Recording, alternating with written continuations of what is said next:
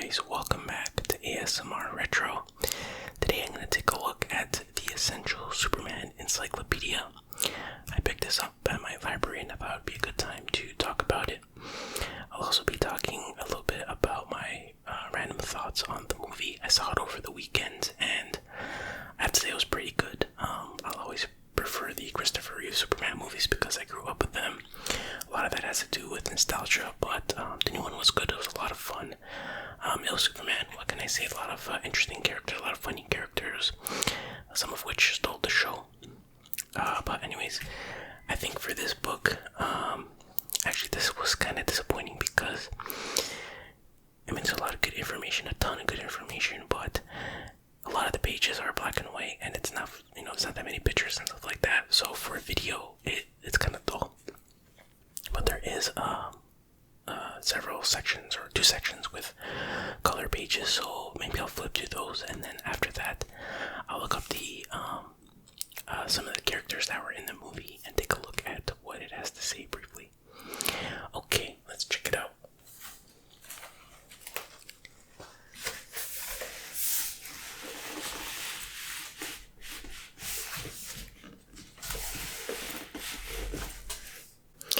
Okay, let's take off this marker here.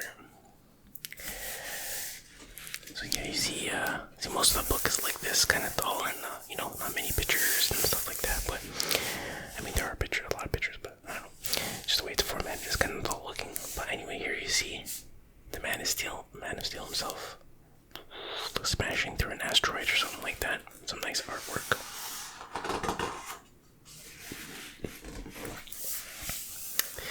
Then you see some old school Superman breaking handcuffs. You see him bursting through, I guess, kryptonite chains. You see that? The Amazing New Adventures of Superman, #1.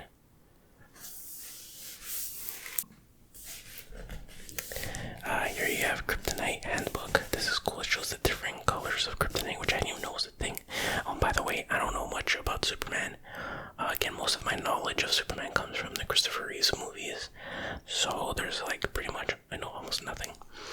I didn't even know there was different kryptonite colors, but obviously there's green, red, gold, blue, white, and jewel. And they all have different effects, which you can read about on this page. Then you see Superman here, bing, bing, bing, bing, bing, all the bullets deflecting off of him. There you see him with the flag. There's the Man of Steel. Superman with an eagle landing on his arm. Typical stuff.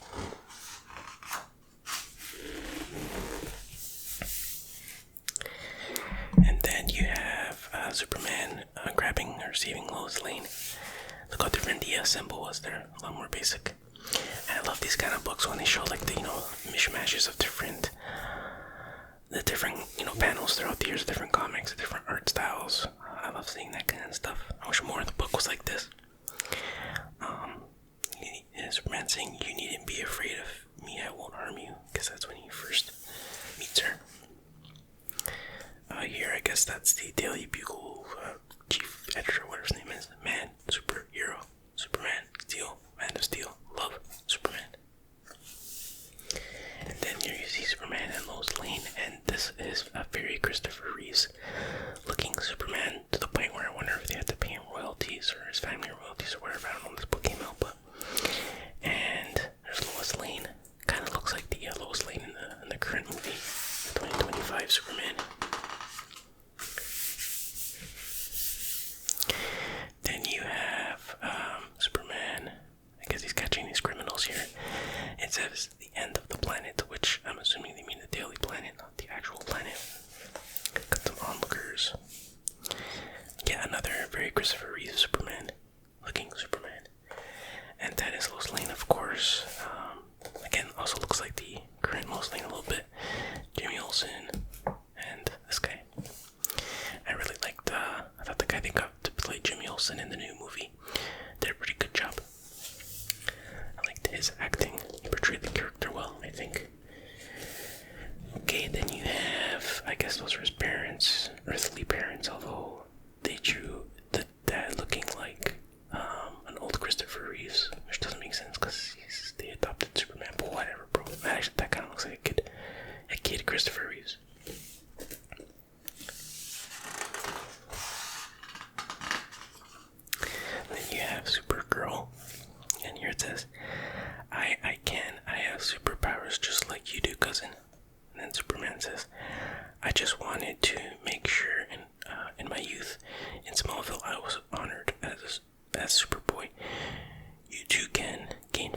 as Supergirl, the Girl of Steel. So that's his cousin. Yeah, did I say niece? I don't know, I meant to say cousin if I said niece. Sorry about that. But even as Superman plummets Earthward, a second caped Kryptonian rockets into the sky. She is the maid of might, Supergirl. Yeah, by the way, there's going to be no spoilers, or I'm going to try not to have any spoilers. I don't think there'll be any spoilers in this video with regards to the 2025 movie. Nothing major anyways. Then you have a bunch of characters there, including Krypto, who is in the movie. That's not spoilers in the trailer. Okay, and then we have more characters here, and again, I don't really know these characters, except for Superman, of course. Okay, this artwork here, I've definitely seen this before, I just don't know where. Probably in a comic, or like they used to have those wizard guides, comic guides, like price guides. Who knows? It's a really cool art style, like oddly realistic, but it's like an uncanny valley type of thing that, like, I don't want a whole comic to look like that, but something interesting about that art style anyway. And this is a cool, if you can see that well, but so it looks like a moon. Maybe the moon is gonna crash into Earth or something, and you see Superman with like this thing strapped to him and around the moon, and he's pulling the moon. And you see Wonder Woman helping, you see a Green Lantern helping, Supergirl helping, and of course Batman is just like there watching. He's like, yeah guys, good job. And he has like a space helmet on, because he wouldn't be able to breathe in space obviously, but he has no protection. I mean, I guess his batsuit protects him against radiation. I don't know, bro. Okay, let's push this. There we go. And there you see Krypto, the dog, the Man of Steel's constant best friend, and best friend is his valiant dog Krypto. And there's an issue comic. I guess that's the first appearance of Krypto. We'll talk more about Krypto later. And then yeah, you see him walking there. Oh my god, there's a super horse and a super cat and a super dog, I guess. So the Superman family, extended family, and there's more of that interesting art style that I was talking about before. See Krypto there.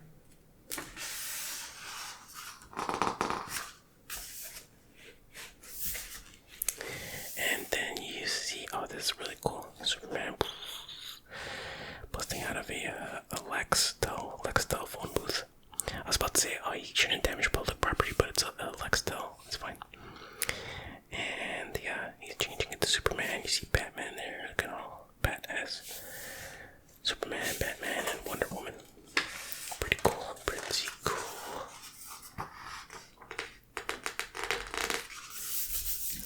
Then you see Superman flying out the window, posing.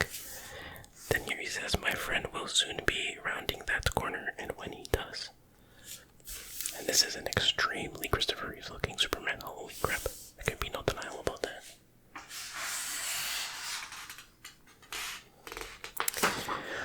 Okay, that does it for that color section. Let me get to the second one.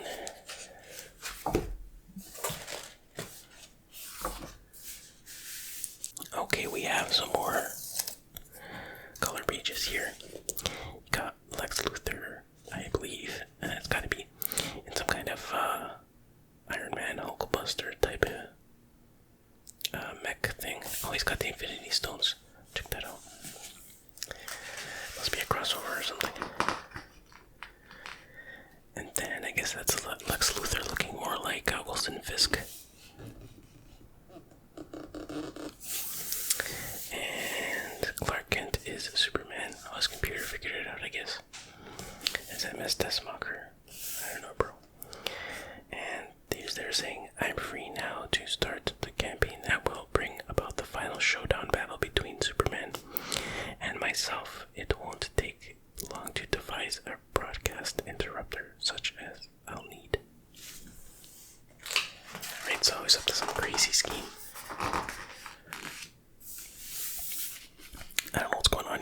looks cool. The Superman's greatest alien threat is Brainiac, a cold and calculating villain from the planet whatever.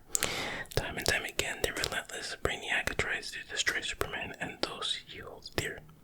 It looks more like a alien Lex Luthor, but he is creepy looking. There's Brainiac as well on the cover. Okay.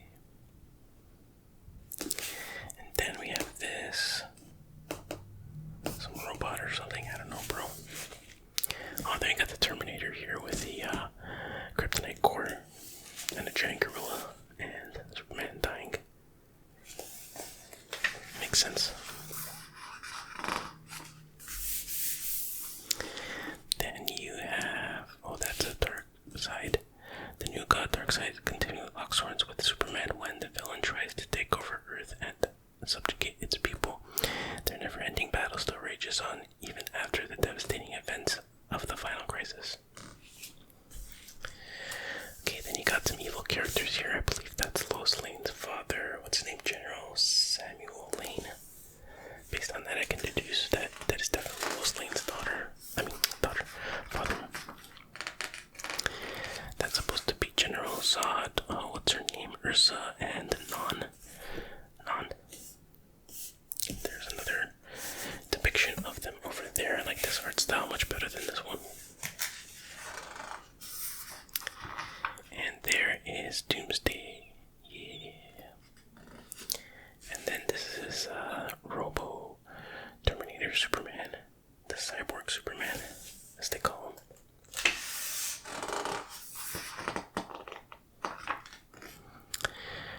Who the hell is this guy? The mischievous Mr. Yeah, I don't know how to pronounce that.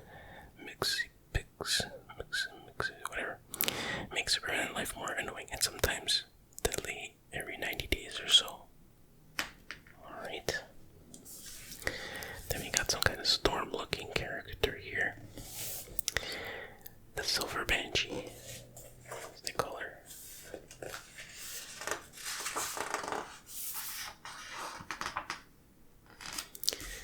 And here it looks like Superman's fighting Apocalypse, but that is Mongol. And we see Bizarro Superman, which I guess his name is just Bizarro. I don't know, bro. Looking like Frankenstein. What does this say?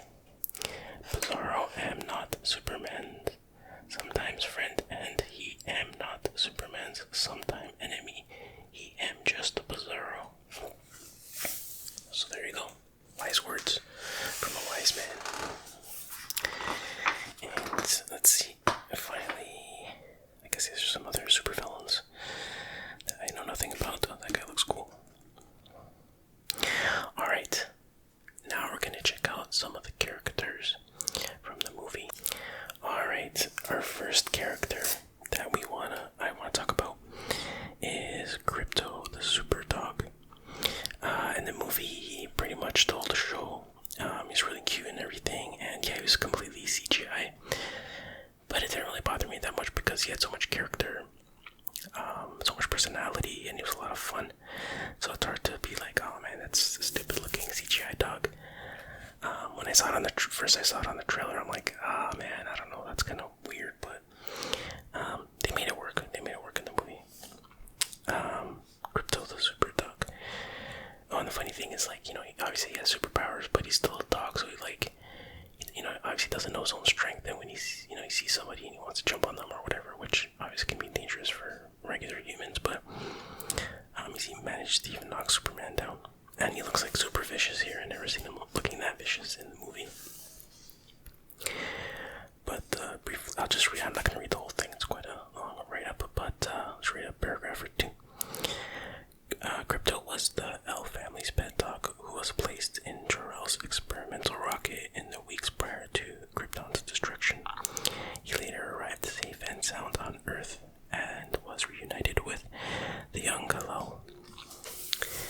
In Earth 1's reality, the dog was highly pedigreed with a family tree that included Zipto, father, Nipto, grandfather, and Fipto, great-grandfather. Okay, that's enough of that. start getting into like Earth 1 and Earth 2 and blah blah blah, that's when I kind of lose interest. I just wish it was all one Earth, but what can you do? Wait, one more paragraph.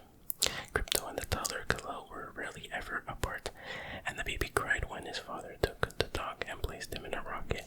The rocket was en route to Earth when it accidentally knocked off course and drifted far from its intended destination. Eventually, cosmic forces redirected it, and the craft landed not far from Smallville, where Kal-El was being raced by Jonathan and Martha Kent. Like the teen, Krypto developed proportionate superpowers when exposed to solar radiation. Being a dog, Krypto had an enhanced sense of smell and superior hearing to his master. Krypto's intelligence was also elevated so that he could think and reason on par with a human, although he never managed to speak. Or never managed speech. So it's kind of weird to think that his parents sent the dog first as a test. But then the dog didn't even make it to his destination, but they're like, yeah, that's probably fine. I guess they died before. Wait, no, it didn't really make sense. Anyway, doesn't matter. So yeah, cool, fun character that, to be honest, I didn't even know existed before the movie came out. Alright, next up is Green Lantern. Man, this is my second favorite character in the movie, maybe the first. When I saw him in the trailer, I'm like, what the hell is that? What's up with that hair? I assume that's like comic accurate to one of the versions of Green Lantern. I don't know. But seeing him in the movie, he was actually a lot of fun. He was funny, but not necessarily a goof. Like, he was super powerful and all that stuff. But he was just like very conceited and very sure of himself and that kind of thing. And there's a running gag throughout the movie, which I don't want to spoil, I guess. But he has this idea that he wants to do something. I try not to give it away, but everyone keeps saying, oh, that's stupid. So it's pretty funny running gag throughout the movie, and he has an awkward looking Green Lantern, but it works somehow. And I never, again, I don't know much about the Green Lantern character. Didn't really like the Ryan Reynolds version, neither does he. I don't remember anything from it, to be honest, but yeah, this is how accurate is this Green Lantern to the comics. Let me know, guys. Okay, I'll read a little bit of this. The name of a meta-human superhero, and an iteration of which has existed on Earth in all of its realities, as well as that of the 3,600 members of the Green Lantern Corps, an intergalactic peacekeeping force whose members comprise many non-humanoid species from many worlds. Damn, that is a sentence and a half. Each member wore a ring that was the most powerful weapon in the universe, generating a green, hard light energy that could be shaped into any weapon, tool, device, or form that the Green Lantern wearing the ring could imagine. The Green Lanterns controlled and manipulated this energy with the sheer power of thought. Interesting. Okay, what else? Who's next? Oh yeah, I wanted to talk about Mr. Terrific, the engineer, and Hawk Girl, but sadly they're not in this book for some reason. Maybe I'm just having trouble finding them. Maybe the characters didn't exist. I don't know, bro, but they're not in this book. Not that I can see anyway. Yeah, but they're all great, especially Mr. Terrific. I like this deadpan delivery of everything, and just like, usually stayed very calm and collected and cool and all that, but yeah, he did a good job. The engineer was interesting. She didn't have much to say, but she looked badass and stuff like that, so I want to learn more about her, but she doesn't seem to be in here. And Girl was alright, she was just kind of there, but I wanted to learn more about her as well. Okay, now we go to number 4.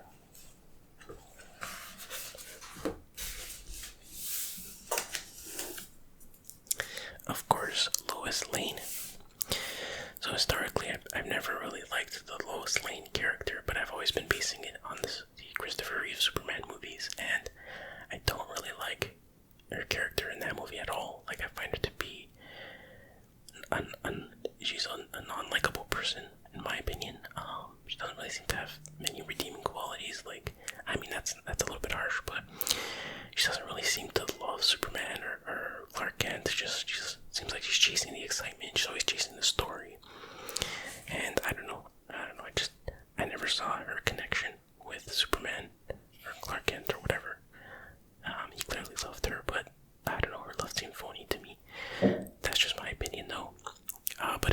movie, I think she was a much better character, much more likable character. She seemed more genuine and very concerned about like journalism and stuff like that. Whereas, Lois Lane was more about chasing the excitement, in my opinion. Again, just based on this movie and the Christopher Reeves movie. But let's see.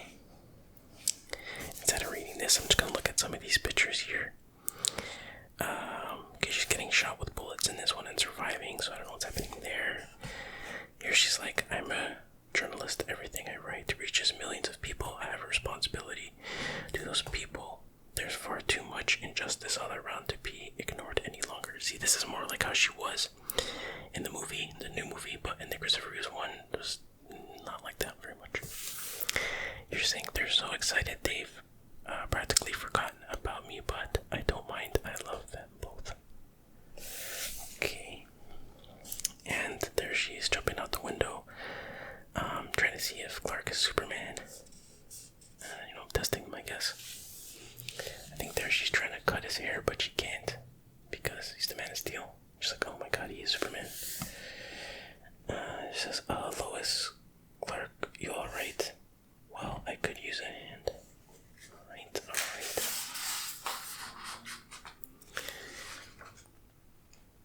Okay. See there, she's running, chasing some story. There's Christopher Reeves, of course.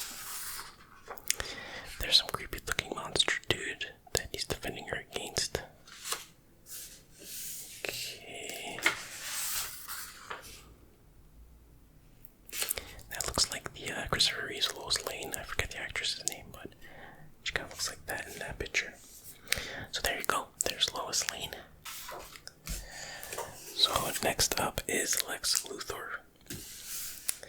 And here he's saying this time, I'm going to get rid of my nemesis once and for all. I'm going to destroy Superman. And I think the guy who played him in the new movie is pretty good. Again, I with the Christopher Reeves movies, although I like Gene Hackman and his portrayal of Lex Luthor, because again, I didn't know much about the comic book version of him, but even as a kid, I can kind of tell that that's not how he was in the comics. I don't know, just something told me like that doesn't seem right. I think from what little I know, the current actor did a good, better job in portraying who he is as a character. My only complaint maybe is that he looks a little young to be playing Lex Luthor. Like, I think he should be older than that, but other than that, he did a good job. Yeah, you can't really control that. I guess that was him before he lost his hair, doing some kind of experiment. There you see he's fighting Superman. He seems to be winning. Maybe his feet look like they're glowing. Maybe he has like kryptonite feet or something. Kryptonite shoes. Oh, here he loses his hair because he was doing an experiment and Superboy, caused this potion or whatever to blow back into his face and made him lose his hair. It's pretty funny. Okay. Some other random shots there. There he's in jail vowing to escape.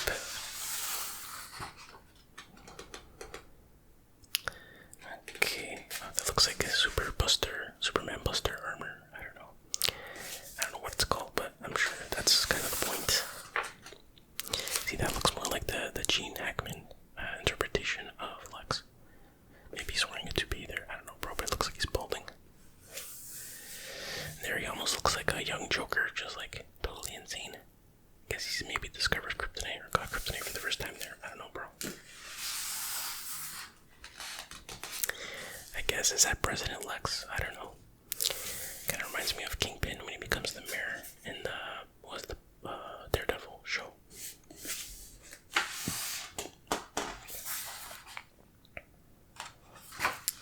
Okay, there he's angry, and that's about it for the Lex Luthor section.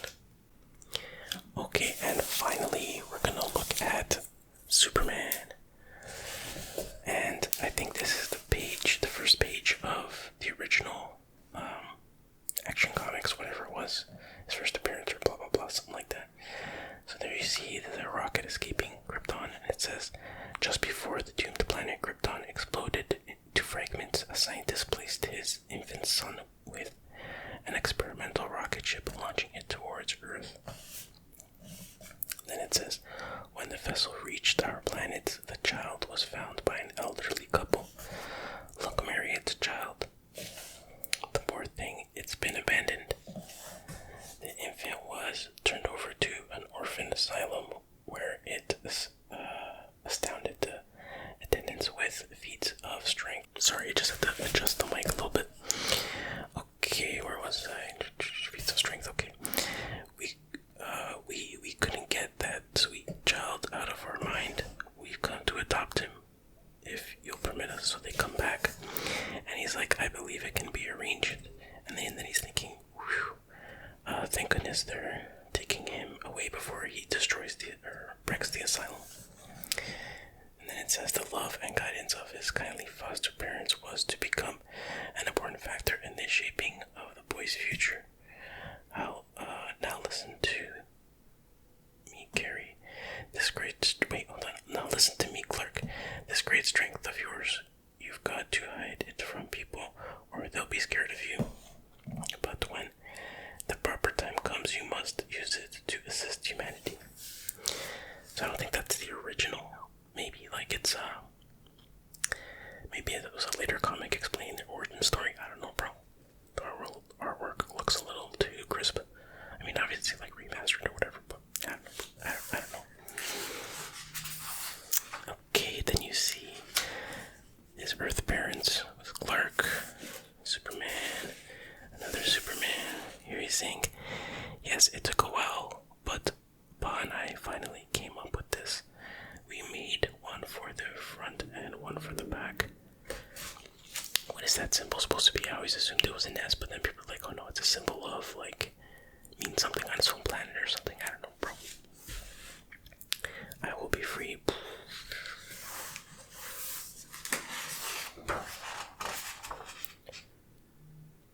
Did I skip a page here? Hang on a second. Okay, there we go. And there's Superman getting power from the sun. Breaking chains yet again. Stopping a train. I don't know what he's doing there. It's laser vision, super hearing, super breath, and related powers. Vocal and ventriloquial powers. Mental and intellectual powers. Miscellaneous powers. And of course the vulnerabilities, kryptonite, magic, virus X, other vulnerabilities, solar radiation, blah blah blah. The equipment, the man himself as Clark Kent. Action comics, you see a plane doing like a total nosedive. This is a job for Superman. That's a cool. It shows us like the steps of his transformation, so to speak. Okay, let's begin the transformation. A figure transformed. Okay, then he's punching what looks like, what's his face? Lex Luthor over Washington. It'll be a job for Superman. It always is. It always is. And then I guess that's, yeah, when he died. You could have F3P Doomsday. Superman with his own ring. I don't think that's a Green Lantern ring, no. Okay, another Superman. So many soups. Soups on. I think I missed a page here. Making out with Lois Lane, marrying Lois Lane. Justice League of America. Another Action Comics cover. Oh, is that Shazam? Looks like older Superman. Oh, that's a really cool shot there. Superman in space. Okay. Let's see what else. If there's anything else. Okay, I guess that's it for the Superman section. And yeah, I think the actor did a fine job as Superman in the new Superman movie. It's a hard character to cast because there's so many things that have to be right, and it's hard to make him seem like relatable when you're that powerful, but I think they did a good job in this movie. Alright guys, I'll end the video there. Thank you very much much for watching. Let me know what you guys thought of the Superman movie. I'll be curious to know. Anyway, I'll see you guys next time. Take